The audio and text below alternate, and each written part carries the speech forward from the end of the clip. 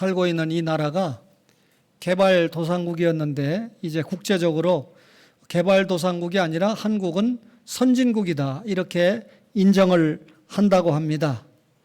여러분, 주변에 발달된 문명을 보고 있으면 정말 사람들이 가지고 있는 잠재력이 무한하다 하는 것을 느끼지 않을 수 없습니다. 현재 우리가 이렇게 발전된 모습을 보고 있지만 앞으로는 더 경이로운 발전을 하게 될 것이다 라고 하는 생각을 하면서 확신을 가지게 됩니다. 그런데 어떤 사람들은 이런 확신을 확대를 시켜가지고 하나님은 필요 없고 인간 자신이 하나님이 될 수 있다, 하나님이 할 수 있는 일을 인간들이 할 수 있다, 그렇게 교만을 부리기도 합니다. 물론 사람들이 가지고 있는 가능성에는 제가 의문을 표하고 싶지 않습니다. 그렇지만 분명히 하나님은 하나님이시고 인간은 인간일 뿐이다, 그 말이죠. 오늘 우리가 읽은 성경 본문에 보니까 사람을 뭐라고 비유했습니까? 질그릇이라고 비유를 했습니다. 질그릇은 잘 아시는 것처럼 흙으로 만든 그릇이잖아요. 토기장이가 질그릇을 만들 때 엄청나게 정성과 노력을 기울여서 만들겠습니까? 그저 싸구려 그릇을 만들으니까 그냥 대충 질그릇을 빚어내는 것이죠. 질그릇은 값도 싸고 흔하게 사용하는 그릇이잖아요. 별 가치가 없어요. 쉽게 깨어지기도 하는 그릇이 질그릇입니다. 그런데 하나님께서 바울을 통해서 이 성경을 기록하면서 인간의 육신이 질그릇이다, 이렇게 비유를 하고 있다는 말이죠. 여러분, 질그릇은 뭘로 만들죠? 흙으로 만들잖아요. 사람은 뭘로 만들어졌습니까? 인간의 육신도 흙으로 만들어졌다는 것을 잘 알고 있잖아요. 금이나 은이나 잘 아는 스테인리스로 만들어졌다면 잘 깨지지 않잖아요. 그러나 흙으로 만든 질그릇이기 때문에 잘 깨집니다. 인간의 마음까지 깨지면 그 깨진 조각들을 원상태로 붙이는 것이 너무나 어려워요. 마음의 상처를 받는 것을 회복시킨다는 것이 쉽지가 않다는 것이죠. 질그릇이 쉽게 상하고 잘 깨어지는 것처럼 인간의 육신이 그렇습니다. 우리가 가끔 병원에 가보면 많은 병든 육신을 가진 사람들이 찾아오잖아요. 마음의 병을 가지고 있는 사람도 있지만 대부분이 이 육신의 장기나 몸이 망가져서 병원을 찾지 않습니까? 여러 가지 사고 때문에 육신이 깨어지고 또 상한 사람들이 참으로 많습니다. 육신이 질그릇이기 때문에 그렇게 약하다는 것이죠. 그래서 인간의 육신이 깨지기 쉽다는 것입니다. 질그릇은 잘 아시는 것처럼 값도 잘 안 나갑니다. 근데 잘 생각해 보세요. 하나님께서 인간을 처음에 창조하실 때 적어도 영생하는 존재로 창조를 하셨습니다. 하늘과 땅과 그 가운데 있는 모든 만물을 다스리는 영장, 고귀한 이 존재로, 그리고 고귀한 권세를 주어서 인간을 만드셨습니다. 그런데 이런 인간이 자신의 창조주 앞에서 피조물인 것을 깨닫지 못하고 하나님의 말씀에 불순종한 결과 가시 이 덤불과 엉겅퀴를 해치는 그런 수고를 해야 양식을 구할 수 있게 되었습니다. 그렇게 살다가 결국 인생이 어떻게 됩니까? 필경은 흙으로 만들어졌기 때문에 흙으로 돌아가는 존재가 인간이지 않습니까? 그래서 욥이라고 하는 우리 선배는 욥기 24장 6절에 구더기 같은 인생이다, 벌레 같은 인생이다. 저는 처음에 이 성경 구절을 봤을 때 하나님이시지만 너무했다. 그래도 어떻게 인간이 구더기 같고 벌레 같을까라고 생각했는데 정말 목회하고 말씀을 깨달으면 깨달을수록 정말 기가 막힌 표현이다. 야고보 사도는 뭐라고 그랬습니까? 잠깐 보였다가 없어지는 안개와 같다. 야고보 4장 14절에 그렇게 표현하지 않아요? 아무리 사람을 미워하고 멋있게 표현해도 죽는 존재입니다. 결국은 살다가 죽는단 말이죠. 인간의 종착역이 어디입니까? 무덤이라는 것입니다. 그래서 전도서 기자는 헛되고 헛되다라고 하는 말을 38번이나 사용하면서 전도서를 기록한 거죠. 우리가 믿고 있는 예수님이 제자들에게 뭐라고 말씀합니까? 인간의 연약성을 설명하면서 마태복음 26장 41절에 보니까 시험에 들지 않도록 깨어 기도하라 이렇게 말씀하고, 마음은 원이로되 뭐가 약하도다? 육신은 약하도다. 육신은 질그릇이다.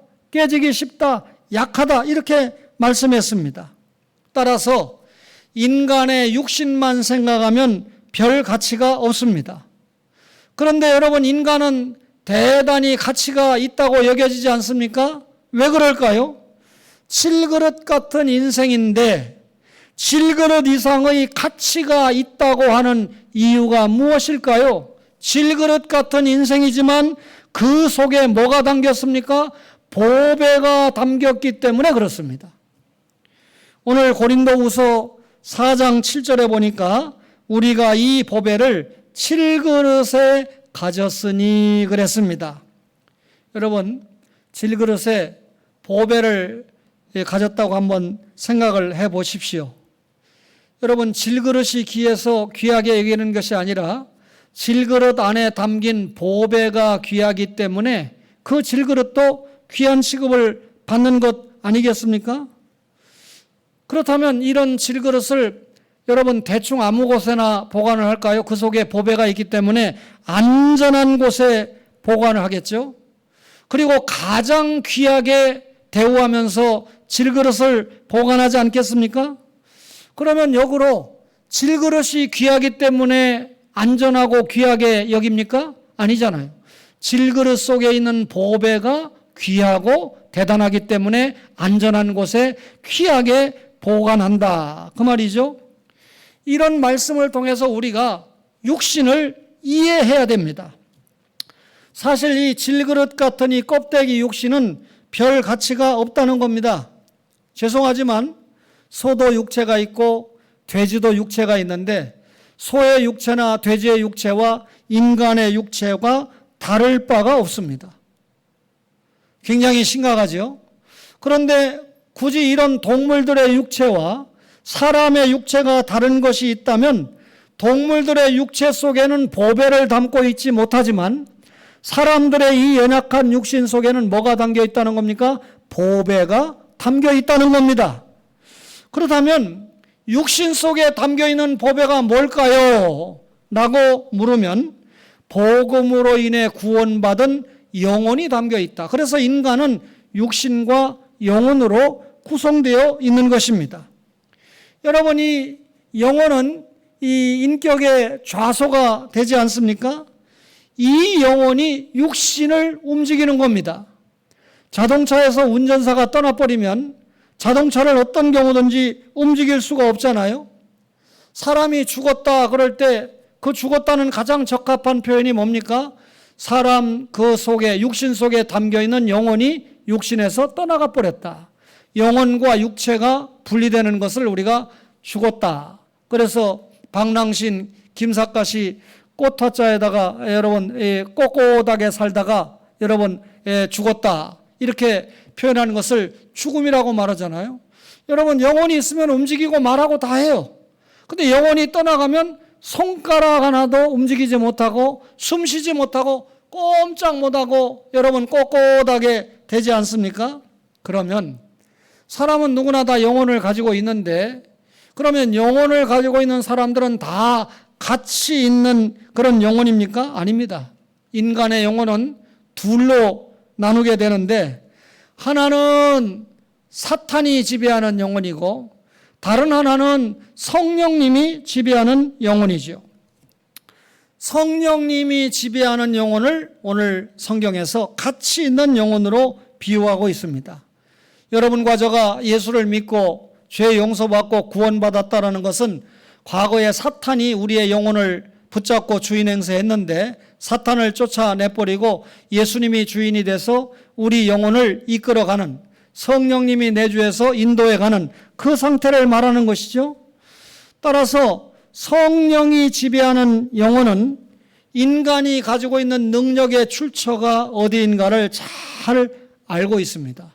사람들이 이렇게 첨단 과학을 발전시키고 문화를 창출하고 있지만 사실 이런 능력이 인간 자신에게 있는 것이 아니고 하나님께 있는 것을 발견하게 됩니다. 여러분, 하나님이 능력을 주셔서 이런 엄청난 일을 감당하고 있다라고 하는 것을 깨닫게 될 때 하나님과 인간의 관계가 바로 되어 있다는 것이잖아요. 여러분, 이런 것을 바로 깨달을 때 하나님의 것을 구별할 줄 알고 인간의 것이라고 하는 것을 바로 깨달아서 하나님의 영광을 위해서 사용할 수 있게 되는 것입니다. 이런 하나님과의 관계, 사람과의 관계, 물질과의 관계를 잘 하는 사람이 질그릇에 보배를 담은 사람이다. 그 말이죠. 여러분, 여기에서 한 가지 의문점이 듭니다. 그렇다면 하나님께서 이렇게 고귀한 중생받은 인간의 영혼이 그렇게 고귀하다면 좀 멋진 그릇에다가 그 영혼을, 가치 있는 영혼을 담아두시지 왜 형편없는 칠그릇에다가 보배를 담아두셨을까? 여러분, 이 라면을 대충 다 좋아하잖아요. 라면을 가장 맛있게 먹으려고 그러면 양은 냄비에 끓여야 맛있는데 실제로 라면집에 이 텔레비전에 나오는 이 유명한 집은 양은 냄비에다 끓여서 라면을 팔더라고요. 신선로라고 하는 음식이 있는데 궁중에서 먹는 궁중 음식인데 오늘날 같이 샤브샤브라고 그럴까요? 생선이나 또 고기와 야채를, 채소를 집어넣어 가지고 끓이는데 신선로에 끓였다고 그래서 궁중 음식을, 그래서 그 음식 자체를 신선로라고 하는데 신선로를 양은 냄비에 끓이는 사람은 아무도 없습니다. 제 아내가 가끔 머리를 만질 때 보면 고무줄을 사용하더라고요. 뭐 여러분들도 그러시라고 보는데, 근데 그 고무줄을 딱 풀러가지고 플라스틱 통에다 대충 넣더라고요. 급하면 그냥 소파 위에다 어디 던져요. 나중에 잃어버리면 뭐 하나 또 사도 뭐 별돈 안 들어가니까 별로 그 고무줄을 귀중하게 여기는 것을 제가 한 번도 보지 못했습니다. 그런데 제가 결혼할 때 뭐 몇 푼 안 되는 반지였지만 사준 반지는 어쨌든 지금까지 두는데 제가 그거 물어보면 어디에 뒀는지 꼭 물어봐야 찾을 수 있습니다. 거기에 제 것도 받은 것도 하나 같이 있기 때문에. 그러니까 이 금반지나 금목걸이 같은 건 너무나 귀하기 때문에 아무데나 굴리지 않고 사람들의 손이 쉽게 가지 않는 그런 깊숙한 곳에 귀하게 보관한다 그 말이잖아요. 사람들은 그 내용물이 무엇이냐에 따라서 그에 걸맞게 사용도 하고 보관도 한다 그 말이잖아요. 제 생각 같아서는 하나님께서 우리의 영혼이 그렇게 보배라고 말씀하신다면 그 보배를 담는 그런 그릇도 좀 멋있게 가치 있게 바꾸어 주시면 얼마나 좋을까 생각해 봤지만 하나님은 제 의사와 전혀 관계없이 인생의 육신을 보배를 담았지만 칠그릇으로 목사의 육신도 장로님의 육신도 칠그릇으로 놔둔다는 거죠. 여러분, 그 안에 금은보화를 두시는 것을 맞지만 보배를 담은 것은 맞지만 껍데기까지 보배로 만들어 주시지는 않았다. 도대체 하나님이 그 안에 금은보화 같은 보배를 담았다면 껍데기도 보화로 만들어 주시지 왜 칠그릇으로 만드셨을까요? 오늘 본문 고린도후서 4장 7절에 답이 있습니다. 이는 심히 큰 능력은 하나님께 있고 우리에게 있지 아니함을 알게 하려 함이라 그랬습니다. 우리는 질그릇이에요. 값싸요. 깨져요. 별 볼 일 없어요. 그런데 그 속에 있는 하나님이 구원시킨 영혼은 대단히 가치 있는 보배예요. 껍데기는 보배로운 걸로 해주지 않았어요. 왜 그렇죠? 모든 능력은 여러분, 이 큰 능력은 하나님께 있지 질그릇과 같은 인간에게 있는 것이 아니라고 하는 것을 깨닫게 하시기 위해서라는 거예요. 그러면 이 말씀은 질그릇 같은 인생은 능력이 없고 하나님은 엄청난 능력을 가지신 분인데 하나님이 그 큰 능력을 가지고 사람을 보호해 주신다는 겁니다. 질그릇 같은 인생을 보호해 주시는데 고린도후서 4장 8절에 우리가 사방으로 우겨쌈을 당하여도 쌓이지 아니하며 그랬어요. 요즘은 뭐 수천만 원이라고 그러면 놀라지도 않으니까 여러분 어떤 그릇에 수억 원어치의 보화가 담겨 있다고 생각해 봅시다. 그러면 주인은 이 수억 원의 보화가 담긴 그릇을 아주 대단히 잘 간수하지 않겠습니까? 보호하려고 노력하지 않겠습니까? 사실 그 보화를 담고 있는 질그릇은 몇천 원이면 살 수 있잖아요. 그렇지만 그 속에 수억 원짜리 보화가 들어있기 때문에 그 보화를 담고 있는 질그릇도 귀중하게 보관을 한다는 거죠. 우리 속에 누가 내주하고 계십니까? 성령님이 내주하고 계십니다. 따라서 이 육신 속에 하나님의 전 성령님이 내주하시기 때문에 하나님이 성령님을 담고 있는 이 육신을 보호하실 수밖에 없다는 겁니다. 따라서 질그릇 같은 인생이지만 하나님이 질그릇 같은 육신을 보호하는 것이 아니고 그 속에 담겨 있는 보배로운 영혼을 보호하시는 것이다. 그 말입니다. 여러분, 질그릇 속에 보배가 있습니다. 저 이웃집에 엄청난 보배가 있다는 걸 알 때 뭐 대도 조세형도 그 집에 훔치러 들어가잖아요. 그때는 대도라고 소문이 됐는데 요즘은 완전히 점도둑이 됐잖아요. 그러니까 용서하세요. 뭐 이런 사람들이 은혜 받았다 해서 은혜 받으면 신앙생활이나 똑바로 하지 목사가 됐다 해가지고 뭐 나중에 보니까 또 이상한 보도가 나오고 하는 거 참 여러 번 많이 보잖아요. 별로 그런데 열망하지 말고 하나님의 말씀 속에 열망하고 변화를 받아야 돼요. 제가 목사니까 구별된 의식으로 이런 말 하는 게 아니고 개나 소나 목사가 되니까 한국교회가 여기까지 온 거 아닙니까? 정말 죄송합니다. 누가 갠지 손지 모르니까 정식으로 신학 공부를 가르치고 또 이수하는 곳에서 목사가 돼야 된다 하는 말이 나오는 거 아닙니까? 물론 인가가 나지 않은 학교를 졸업한 목사님 가운데도 정말 열정적으로 주의 일을 감당하는 분들을 제가 접하고 있습니다만 그 수가 많지 않더라는 겁니다. 이런 설교를 할 때 정식 신학교에서 공부하시는 분들은 더 깊은 생각을 저부터 해야 됩니다. 여러분, 질그릇 속에 보배가 담긴 줄 알으면 그 보배를 가져가기 위해서 노력해요. 담을 넘기도 하고 창문을 넘어서 그거 훔쳐가려고. 여러분, 성령님이 함께하는 인간의 영혼이 그와 같다는 겁니다. 사탄이 제일 공격 목표로 삼는 게 뭘까요?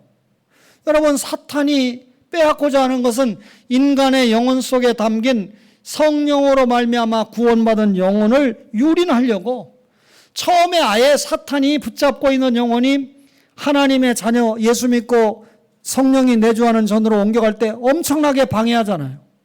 또 이미 예수 믿고 구원받은 영혼을 사탄이 유린하려고 공격 목표로 삼는다는 겁니다. 그러니까 우리의 구원받은 영혼이라 할지라도 예수 믿고 이미 하나님의 자녀가 됐는데도 불구하고 사탄이 사방에서 우겨쌈을 우리가 당하고 공격을 받고 있는 것이죠. 그런데 성경이 뭐라 그럽니까? 아무 염려 없다는 겁니다.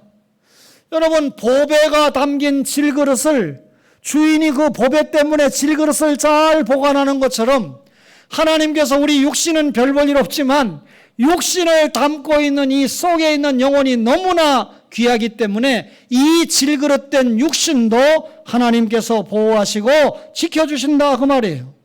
그래서 우리 예수님이 요한복음 10장 28절에 내 손에서 그들을 빼앗을 자가 없느니라. 여러분, 궁극적인 구원을 말씀하시잖아요. 그렇습니다. 비록 우리가 질그릇 같은 인생이지만 하나님의 보호 속에 살고 있습니다.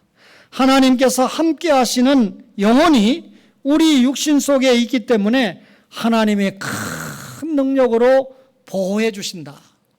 사고가 나서 주님의 앞에 갔든지 넘어져서 갔든지 교통사고로 갔든지 또 이 수명이 다해서 주님 품에 갔든지 여러분 이 지상은 도리가 없습니다. 그러나 어떤 경우든지 구원받은 중생받은 영혼이 담긴 이 사람은 하나님이 큰 능력으로 끝까지 보호해 주신다. 믿으시기를 바랍니다. 여러분, 하나님이 큰 능력자예요. 부모가 좋은 회사를 경영했을 때 자식에게 다 물려주고 싶어 하는 것은 당연하잖아요. 그 외국의 경우에는 또 이 물려주는 경우에 우리나라처럼 상속세가 그렇게 많지 않다 하더라고요. 그런데 우리는 부모가 쇠가 빠지게 고생해서 자식에게 좀 물려주려고 했더니 상속세가 너무 많아가지고 참 기업할 맛이 없다, 이런 소리도 들려요.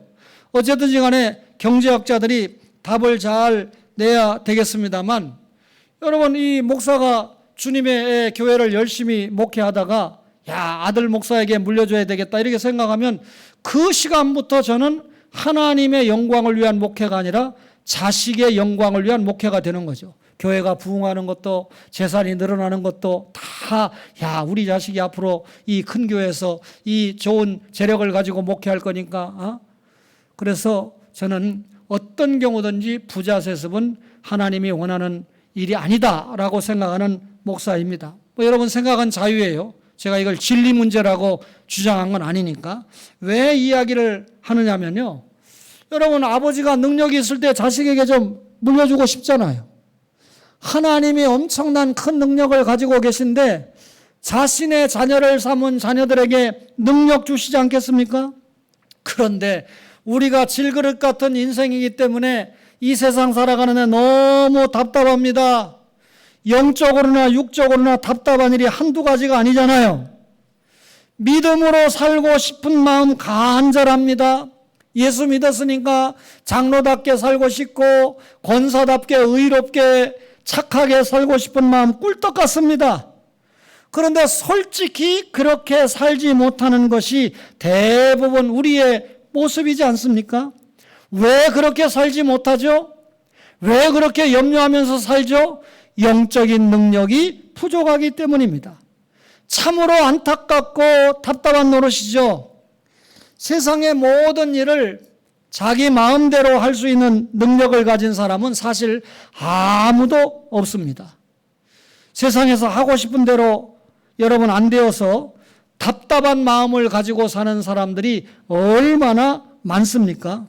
여러분, 여기 답답하다 이 말은요, 부족하고 결핍되어 있다, 이것을 우리가 답답하다 이렇게 표현하는데, 꼭 해결을 해야 되겠는데 내 능력이 부족한 거예요. 내가 능력이 있다면 뭐 부족한 거 다 채우고 해결하면 되잖아요.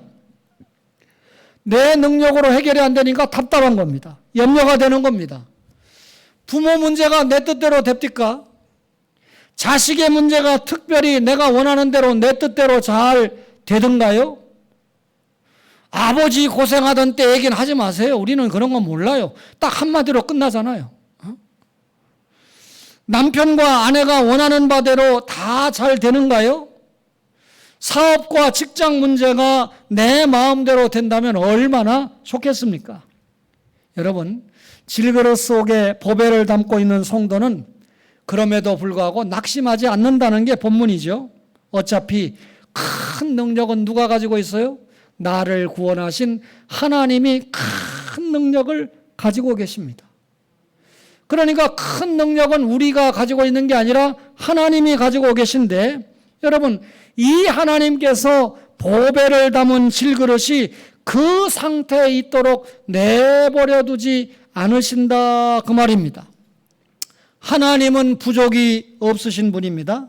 따라서 하나님이 가지신 풍성함, 하나님이 가지신 풍부함으로 말미암아 우리의 부족한 것을 해결해 주시는 줄로 믿으시기를 바랍니다. 우리의 연약한 질그릇에 그분의 능력을 채워주실 것이고, 그러므로 우리는 낙심할 필요가 없다, 그 말입니다. 여러분, 간증거리를 멀리 가서 찾을 필요가 없어요. 얼마 전에 주님의 품에 안기신 장로님이 어느 교회를 떠나시게 될 때는 사업에 실패해서 물질적으로 참 어려우셨습니다. 그래서 인천에 오셔서 집을 하나 마련을 했는데, 그 집에서 권사님이 식당을 하면서 어려움을 헤쳐나갔는데, 그걸 이 빚 때문에 동생 보증서 주고 한 이런 것 때문에 팔을 수밖에 없는 상황인데 장로님이 그래도 연금이 나오니까 어떻게든 이거 견뎌봐야 되겠다 했는데 견딜 재간이 없는 겁니다. 그런데 교회를 옮기고 나서 만난 어떤 장로님이 은행의 지점장님이었던 거예요. 장로님의 사정을 알고 이거 경매해서 넘어가는 돈보다 훨씬 이게 더 갖고 있으면 유득하니까 대출을 받으셔가지고 채무를 해결하시고 지키세요 해가지고 지켰습니다. 장로님 교회를 옮긴 것도, 지점장 장로님을 만난 것도, 지점장 장로님이 사연을 알고 지키라고 도움을 준 것도 결국 지켰는데 그것이 시대가 지나고 나니까 이 권사님에게 다 아름다운 처리를 할 수 있는 유산으로 남게 되지 않았습니까? 제가 그 이야기를 한 게 아니에요.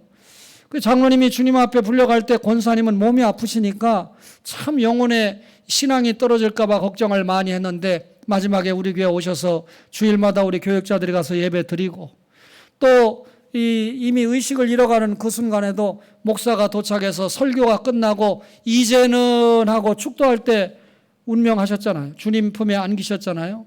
결국 이런 모든 과정을 통해서 누가 능력을 주시고 누가 보호하시고 누가 인도한다는 겁니까? 중생받은 영혼을 하나님께서 귀하게 보시고 보호하시고 능력을 덧입혀 주시는 줄로 믿으시기를 바랍니다. 여러분, 하나님이 큰 능력으로 우리를 귀하게 여기십니다. 고린도후서 4장 9절에 보니까 박해를 받아도 버림받지 아니하며 그랬습니다. 성도는 세상에서 핍박을 받아요. 여러분, 사탄은 세상의 모든 것을 동원해서 어찌하든지 그가 목사라도 장로라도 그를 넘어뜨리려고 그 성도의 영혼을 유린시키려고 사탄이 얼마나 발악하는지 모릅니다. 따라서 우리가 육체적인 고통도 있고 정신적인 고통도 있는데 알고 보면 영적인 고통이 엄청난 것이죠.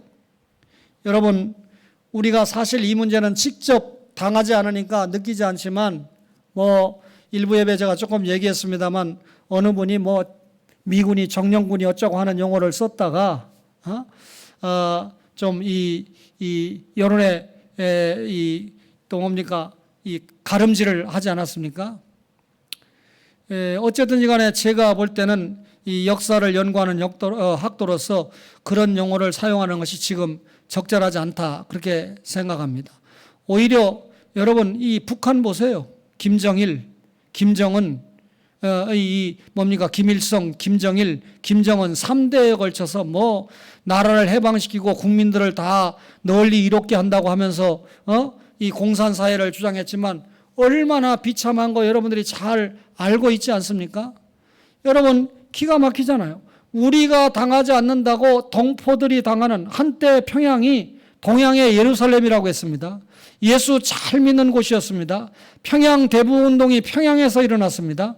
원산에서 부흥운동이 출발이 됐습니다. 이런 것들을 감안할 때 얼마나 여러분 북한에 있는 성도들의 영혼이 유린을 당하고 인권을 박탈당하고 고통을 당합니까? 예수 믿는다는 이유 때문에 가정에서 친척들에게 혹은 직장에서 왕따를 당하고 결국 우리가 성령의 보호 아래 있다는 이유 때문에 정신적으로 육체적으로 부당한 억압을 받는 사람들이 이 지구상에는 수도 없이 많습니다. 예수 잘 믿는다, 믿음을 지킨다는 이유 때문에 미움을 받아요. 복음을 전파한다는 이유 때문에 미움을 받습니다. 한마디로 이 예수 믿지 않는 이 세상은 이 보배가 담긴 칠그릇을 멸시하기 때문에 그러니까 이 속에 있는 구원받은 영혼을 멸시하기 때문에 그 영혼을 담고 있는 육신 7그릇까지도 멸시하고 고통을 가하고 있다 그 말입니다. 이런 왕국에 이런 세상에서 적당히 타협하고 살면 핍박받을 일도 없습니다. 주일에 동창회 오라면 동창회도 가고 결혼식이 있다면 결혼식도 참석을 하고 온갖 친구들의 초청이 있으면 참석을 하고 그리고 또 시간 나면 교회도 오고 그러면 그런 사람을 누가 핍박을 하겠습니까? 교회 이름만 적당히 올려놓고 오게 되면 오고 또 못 오게 되면 할 수 없고 누가 그런 사람을 핍박하겠습니까? 하나님의 법대로 하나님의 말씀대로 잘 믿고 살려고 하니까 핍박을 받는 것입니다. 하나님께서는 보배를 담은 질그릇이 버림을 받아서 사람들이 발에 밟히는 것을 그냥 두고 보시지 않습니다. 하나님은 보배가 담긴 질그릇을 세상 그 무엇보다도 귀하게 여기시기 때문에 그렇습니다. 따라서 핍박을 받으면 받을수록 하나님은 그분을 더 귀하게 여긴다. 이번에 우리가 출판 감사 예배와 기념회를 했습니다만 이상규 교수님이 인사하시면서 참 신앙의 인품이 보이잖아요.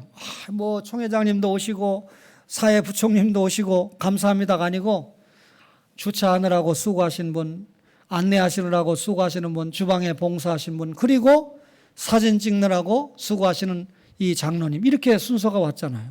그러니까 어떻게 보면 그 행사에서 빛도 이름도 없이 밑에서 수고하고 덮는 이런 분들을 먼저 격려하고 시작했는데, 자기가 송상석과 그의 시대를 관심을 가진 이유가 첫째는 잊혀진 인물을 찾아서 공정하게 평가하기 위해서였다. 승자의 이 중심으로 역사가 기록되면 왜곡될 수밖에 없습니다. 그런데 이 패자의 역사를 정확하게 찾아서 소외되고 외로운 사람들을 찾아서 역사를 바로 기록해 주는 것이 역사가의 사명이기 때문에 그 일을 시작을 했고, 송상석 목사님에 대한 헛소문을 승자편에서 너무 많이 만들어내는 겁니다. 그러니까 사실에 근거해서 역사를 정립하는 것이 필요하다고 생각해서 이 일을 시작했고, 마지막으로 송 목사님이 제가 말한 대로 고신교단의 기반을 닦아준 어머니 역할을 하신 분인데, 이런 귀한 사역이 후대에 여러 사람들에게 교훈으로 좀 이어져야 되겠다. 역사는 교훈을 남기잖아요. 부끄러운 역사도 저렇게 살면 안 되겠다. 우리 할아버지가 친일파였네. 완전히 친일파 이완용이었네. 부끄러운 줄 알아야지. 어디 땅을 돌려달라고 소송을 해요. 아무리 친할아버지만 우리 할아버지가 이완용이다 그러면 말하고 다니지 말든지, 저는 이완용의 손자지만 부끄러운 거 회개합니다. 사과합니다. 이렇게 하고 쓰고 다녀야 정당하고 멋있는 사람 아니겠어요? 제 말이 틀려요? 그래서 이분의 귀한 교훈을 후대에 알리기 위해서 이 일을 시작을 했다. 그렇지만 2006년도에 송상석 목사님에 대해서 짧은 글을 한 편 썼는데, 그때부터 불러주지도 않고 또 자기를 멸시하고 미워하는 그런 세력들이 생겼다. 여러분 진리 문제가 아닌데도 이렇게 핍박하는데, 진리 문제라면 오죽하겠습니까? 여러분, 그럼에도 제가 이 비유가 합당한지 모르겠습니다만 그분이 핍박받을 때 저도 핍박받은 거 아닙니까? 그렇지만 하나님이 때가 되니까 감사 예배도 드리게 하고 출판 기념회도 하게 하고, 그 송상석 목사님은 면직에서 해벌됐고, 그거 잘못됐다는 거 아닙니까? 그때 재판이. 또 성도 간의 불신법정 소송 건 거 잘못됐다고 취소해버리고, 그래서 고려파가 들어온 거 아닙니까? 그러니까 결국은 송상석 목사님이 다 복권된 거예요. 역사적으로 제자리 찾아온 거예요. 이런 일에 이상규 교수님이나 우리 교회가 사용을 받았다라고 생각할 때 여러분의 봉사는 값진 봉사였다. 여러분 글을 잘 읽어보세요. 김정선 목사님은 어떻게 고신 사람들이 이 역사를 더 관심을 가져야 되는데 순전히 자리하신 분이 고려 목사님들이냐 해서 저는 거기다 플러스 CTS 방송도 오는데 기독교부는 뭐하고 있는 신분이냐. 내가 유명하지 않아서 그렇지 기독교부 불매운동을 하고 싶다. 옛날에 어느 유명한 고신 목사님이 1년 동안 우리는 기독교부 안 본다. 너무 편향된 기사를 실기 때문에 그렇게 주장을 했는데, 진위는 모르지만 제가 그런 마음이 들 정도예요. 정신없는 신분입니다, 지금. 제가 유명하지 못하니까 어느 정도 들어갈지 모르지만 아마 뒤늦게 행사 끝나고 나면 조그만하게 이런 행사가 있었다라고 실어주려는지는 모르겠습니다만, 아직까지는 정신 못 차리는 신문사가 대한예수교 장로회 고신 대변하는 기독교보입니다. 기독교보. 용서하세요. 사장부터 바꾸라고는 내가 말 못하지만 역사의식이 결여된 것이 아닌가. 이거 다 사전에 다 행사가 소개가 됐습니다. 기독교회 책도 보냈습니다. 그러면 사장도 날라오고 기자도 날라와서 도대체 이 역사가 어떻게 되는 것인가 바로 써서 알려주고 하는 것이 정상적이지 않겠어요? 용서하세요. 여러분, 하나님께서 능력이 있으셔서 여러분 질그릇 속에 담긴 보배를 귀하게 여기신다. 저는 단언합니다. 이 공예배 시간에 잠깐 고신 역사, 우리가 고신교단이니까 역사 이야기를 했지만 정신 차려야 되고, 고신, 신사참배 반대하고 세웠다. 우리가 신사참배 반대했습니까? 선배들이 했습니다. 그 얘기 하려면 선배들 못지않게 신앙생활 똑바로 해야 돼요. 그것이 생활로 보여져야 돼요. 여러분, 요새 말씀 몰라가지고 생활 못하는 사람 누가 있어요? 행함으로 보이지 못하는 신앙은 죽은 믿음이다라고 하는 야고보 사도의 지적을 확실하게 받아야 됩니다. 보존된다고 그랬습니다. 여러분, 보배가 담긴 그릇을 쓰레기 더미에 버리는 사람이 있어요? 여러분, 비록 질그릇이라고 해도 질그릇 속에 보배가 있으니까 함부로 버리지 않아요. 또 질그릇이 깨지기 쉽도록 아무데나가 보관하는 사람도 없습니다. 버림받지 않고 깨어지지 않게 보배가 담겼기 때문에 비록 질그릇이라도 잘 간수한다는 것이죠. 아무것도 담기지 않은 질그릇이라면 뭐 대충 보관하다가 또 적당히 버릴 수도 있어요. 가치가 없고 약하기 때문에 쉽게 깨질 수도 있어요. 그러나 보배가 담긴 질그릇은 주인이 보관을 잘하는 것처럼 여러분, 우리도 보배가 담겼기 때문에 하나님께서 잘 보존해 주십니다. 사실 우리의 육신만 생각하면 질그릇이니까 버림받을 수 있어요. 그러나 하나님께서는 주님이 오시는 그날까지, 재림이죠. 개인적으로 성도가 세상과 이별하는 그날까지, 죽는 날이죠. 그 성도를 버리지 않습니다. 비록 질그릇 같은 인생이지만 그 속에 뭘? 구원받은 영혼, 보배를 담고 있기 때문에 주님께서 끝까지 보존해 주신다, 그 말입니다.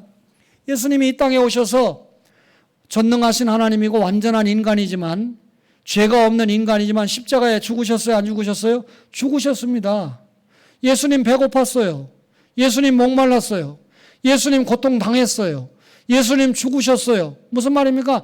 육신은 연약한 것이고 육신은 별게 아닌 질그릇이다 라고 하는 걸 예수님이 친히 십자가에 죽으심으로 무덤에 장사 지낸 바 됨으로 보여주시지 않았습니까?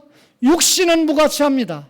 부서지고 연약한 인간인 것을 우리가 깨닫게 됩니다. 그러나 마냥 이렇게 깨닫고 절망하고 낙심할 것이 아닙니다. 여러분, 인간이라고 하는 자기 자신을 바로 알고 깨달은 성도에게는 여러분, 예수 그리스도를 믿는 믿음으로 말미암아 뭐가 돋아납니까? 새 생명이 나타나지 않아요? 여러분, 이 생명은 누구에게 받은 생명입니까? 중생받은 영혼은 누구에게 받은 생명입니까? 예수님을 통해서 받은 생명이지 않아요? 따라서 참으로 죽으면 참으로 사는 이치가 여기 있어요. 예수님께서 십자가에 죽으니까 이를 믿는 우리가 참으로 사는 놀라운 역사가 이루어지지 않았습니까? 질그릇을 질그릇으로 아는 사람만이 질그릇 속에 담긴 보배를 담을 수가 있어요. 내가 똑똑하다, 내가 잘났다, 내가 똑똑해서 장로가 되니까, 대통령이 되니까 대통령 되기 전에는 한 표 주세요 하고 간증도 되고 주차 관리도 하고 뭐 그러지만 대통령이 되고 나니까 전부 세 사람 다 똑같은 사람 되잖아요. 그러니까 어떻게 생각하면 참 하늘나라 가치로 볼 때는 대통령 안 되는 게 그분들에게는 훨씬 더 영적으로 좋았는데 라고 하는 생각이 들기도 합니다. 무슨 얘기를 할까요? 여러분, 자기 질그릇 속에 보배가 담긴 것을 발견한 분은 내가 정말 가치 있는 인생이구나, 내가 구원받은 인간이구나, 그거 깨달으니까 하나님이 원하시는 성화생활 들어가는 거룩한 생활로 날마다 연습하는 겁니다. 훈련하는 겁니다. 그러면서 어떻게 합니까? 마지막으로 예수님이 땅끝까지 나를 전해라, 그러니까 복음을 전하는 사명적인 존재로 살게 되는 거죠. 따라서 여러분, 자기 자신의 믿음만을 지키는 성도는 반쪽알입니다. 자기 믿음도 지키고 타인을 성장시키고 타인의 믿음을 위해서 사는 그 사람이 하나님이 원하시는 진짜 질그릇 같은 인생이지만 보배를 담았다는 걸 깨달은 성도의 모습이라는 거죠. 자기만 잘 먹고 자기 가족만 잘 살고 끝나는 사람들 주변에 많이 있습니다. 그런데 제가 여러분 사업을 경영할 때 자기는 월급 한 300만 원값밖에 못 가주는 사장이라 할지라도 자기가 사업을 열심히 운영해서 20명이 월급을 타가고 그 20명이 1인당 4가족씩 120명이 먹고 살 수 있다면 나는 큰 돈을 못 벌어도 이 자기 회사에서 일하는 가족들을 살리는 사업을 하기 때문에 그 사장은 멋진 사장이다. 큰 돈 못 벌어도 멋진 사장이다. 마찬가지로 여러분과 저가 보배를 담은 질그릇 인생이지만 많은 사람들의 영혼을 구원하고 바로 세우는 일에 최선을 다하는 사명적인 삶을 살 때 그 사람은 성공적인 질그릇입니다. 질그릇 속에 보배를 담은 인생인 걸 깨닫고 멋진 성화론적인 사명론적인 사명을 감당하는 초원의 가족이 되기를 간절히 바랍니다.